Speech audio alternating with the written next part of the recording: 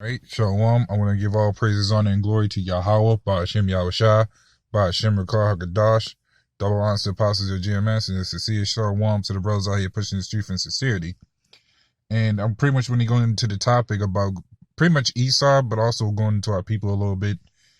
But for the most part, going to Esau because of the simple fact that he has our people so brainwashed into just worshiping him.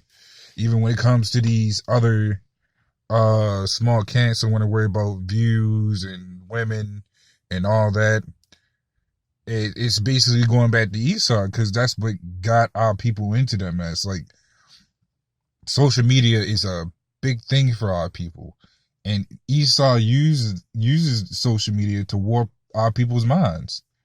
Our people are so dumbed down to only going by what they see and what Esau teaches them. And that's all our people know is basically YouTube, twerking, violence, and all this other mess. But and then our people will try to kill each other for the dumbest things. And a lot of our people is just pretty much gone. But Esau's over here bombing other countries, children, and some more stuff. And he's got to get paid back for it, because our people is basically mimicking what Esau does. Esau goes to a lot of wars just to commit mass genocide. Well, our people hear about it, and our people are already depressed as it is, depressed and oppressed. So they can't take their anger out on Esau because that's who they worship. So they decide to take it out on each other. Well, it's like being in the kingdom, and you have a king, and instead of the people revolting against the king because the king may be wicked, they'll just attack each other out of nowhere like mindless zombies. Take their problems out on each other. Now, but then Esau is profiting off of that by setting up the jail system. A nigga kills another nigga, and then the nigga gets locked up, and it's basically killing two birds with one stone.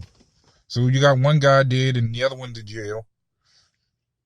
They got the ambulance system, and then the Food and Drug Administration, which both goes hand in hand at this point because it's nothing but chemicals and it's poisoning. Esau's been poisoning us from the start of here by poisoning the water, the air, giving us fake food, and then we end up sick, overweight, and all this other mess, having to go to his hospitals. So Esau's been doing a revolving circle about every little thing he does in this captivity, and it's pure madness. Like, you could name 1,000 or upon millions of things Esau needs to die for, and it'll be right there. But our people will stand by Esau and defend him. That's why when you go to Jeremiah 11 and 14, it says, "Pray not for these people." Why would it tell us not to pray for these people? Because they're too far gone. They worship Esau. You got guys that will talk about forget about the past, forget about slavery, but it's because slavery that we're here. In order to be here, in order for something to happen, in order for for you to be in, there has to be a past of what happened, a war or something, mass murder. It had to be something. But then you got these other guys, the black freedom fighters, that will talk about taking up arms against the white man, so called, but you'll never see them do it. They'll try to get everybody else to do it. Get your own they're basically looking out to get their own guinea pigs to do things. And that goes to show you how much our people hate each other, because they'll talk all this stuff, and they ain't the ones to do it. They'll try to get someone else killed over their meaningless war. They've been taking notes from Esau. Get other people to fight the war, and then we'll enter and make profit off of it. Our people are not but slaves to Esau. They'll do the things of Esau, and they'll be right along fine with it. And Esau is the worst at it as it is, because he's making a bigger profit out of all of this. Not just other countries, but the food, the water. He's even making taxes for air, taxes for water, taxes for we can't even grow our own food, and then have the nerve to give us vaccines to make us even more sick to go to hospitals, and so on and so forth. It's like I said, it's a whole list. The list goes on and on. It doesn't even end. Right now, his list is still piling up as much as that debt clock is. And that's why this place gotta go. That's why when you read Revelations 18:6, it talks about basically paraphrasing. Even I know the scripture, but basically getting paid back. But Esau gonna get paid back double. Esau needs to get paid back double. Or of course, in a righteous man, we ain't gonna do the wicked stuff that he does, because he's wicked. I'm gonna say it like it is. We are the pure ones. I'm talking about even as a nation of people, we're more pure than Esau. But in this captivity, our people are more wicked than Esau.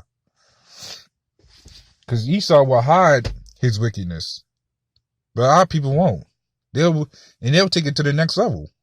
That's another thing that Esau has done to make our people worse. Well, that's why Esau needs to die. This place needs to burn along with him. This place needs to be destroyed, because there's nothing but wickedness here. Like, you can look around. Heck, looking at this building right in front of me, it's made out of rock. Ground made out of rock. A lot of this stuff is not even good to walk on or even be in. And it's the simple fact that Esau puts us in these bunched up houses for us to be next to each other. There's no wonder that the people get angry. Like, we don't have our own space, we don't have our own land. We can't make anything. Our people are lazy, and so on and so forth.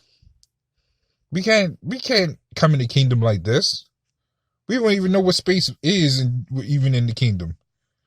Especially with our people. Our people are too grimy to even live long enough without shedding blood on the kingdom, let alone their own blood.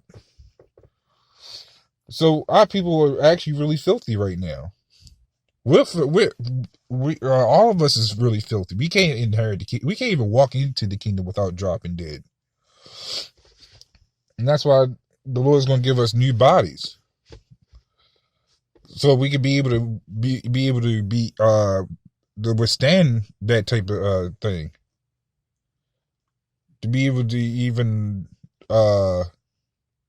go as far as even surviving in the kingdom, because we can't survive. We can't even survive now, as much as we are. Oh, if niggas ain't killing us, the air's killing us, the food's killing us, something's killing us. But that's why when you read Malachi 4:1, it talks about the proud, all the proud, mind you. It says all the proud is going to be burned. All these people, all these proud American people, they're going to die.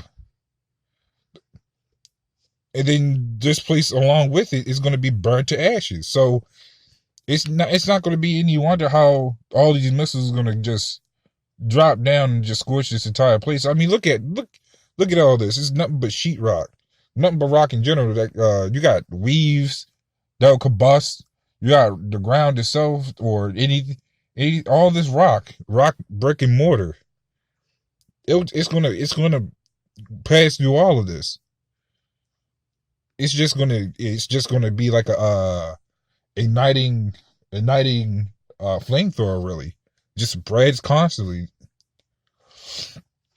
But that's why the Lord set it up this way. So when it's time, there won't be nothing left of this place. All this brick and mortar is it's to help it. It's to help get cleanse this place, even when it's still burning. But that's all I'm pretty much wanting to get into that. So with that, Shalom, and death to Babylon.